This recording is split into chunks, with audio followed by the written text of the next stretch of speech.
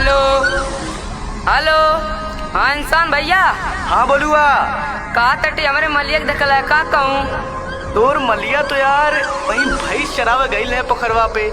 ओकरे बाद आइस पाइस करन दुआई लिपा पोता था 4 बजे छुट्टी भइल बस्ता लेके गप भलुआ बौराए सीधा पहुंचल पोखराब माल ओकर मड़े करावे घपा घप फाटल ओकर छाती कबूतर के नाती बबुन्नर के बगिया में मिलने थी आती सनिचर से खाली चलावत है हत्ती गौवा भर काकी तो के उताकी तोरे आदमी जगल बानी सारी सारी रहतिया टूट गइल मोबाइल हमर कैसे करी बतिया पापा हमर गाली देने सारी सारी रहतिया मम्मी हमर बोले बेटा छोड़ दे दतिया 12 बजे जेल गइली खत्म भइल गेलिया जसका दबली रतिन चाटे खाती नोट ला लिया छोड़ के गइले बाड़ू गौवा से बारी तोरे आदमी करत बनी रात भर कचहरी गर्मी के रतिया में सुता तानी बारी अफसोस साला लाई के किया में हमें तारी मुर्गा मोबाइल बाड़े चोली में लुकाई बाड़े रतिया में बोला ताड़े कुकहू कू मुर्गा मोबाइल बाड़े चोली में लुकाई बाड़े रतिया में बोला ताड़े कुकहू कू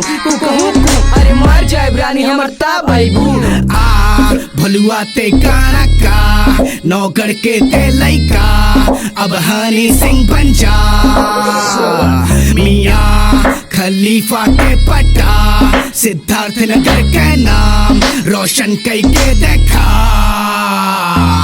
सपना देखी रातिन तोहर देख देख इग्नोर करी निकल के तोहरी गलिया से लाओ हम कुछ करी तोरा खातिर तुदल बानी रानी हम छत से जका मामा ठीक कोई तोहरे इलाज से रोतानी छुटक के रतिया में छत से प्यार कैले रानू रानी हमके मतलब से दिलो टूटल से किया वाना भइल पागल भइल बोलवा धोखे बाना भइल तोते कैली प्यार सोना कैली केले वारना हमके नजर तू करबू हम उता बगाड़ना तोरा पावे खातिर रानी दिन भरन दौड़िला चार भिखारी रोड पत्थर से रानी हो पकौड़िला छोड़ बानी रानी हम यही से तू धोखा देलू मनीषा के छोड़ के तू गाना पंच कर देलू तोते मिले खातिर रानी आईली हम साथ से रकीला गुलाब रानी देत बानी प्यार से नशा मेरा हीला बासा न समझी हमरा के तो से मिलाई दिए राम जी सबका से प्यार कर तोहरा के छोड़ के चल गइलू रानी हम दिलवा से तोड़ के अपना से ज्यादा कैले प्यार बनी तो से दूर बनी रानी हम माया और मौत से पावे कतन चलू तू बोलो जवान के बोलुआ के गाना आइल साथे इंसान के।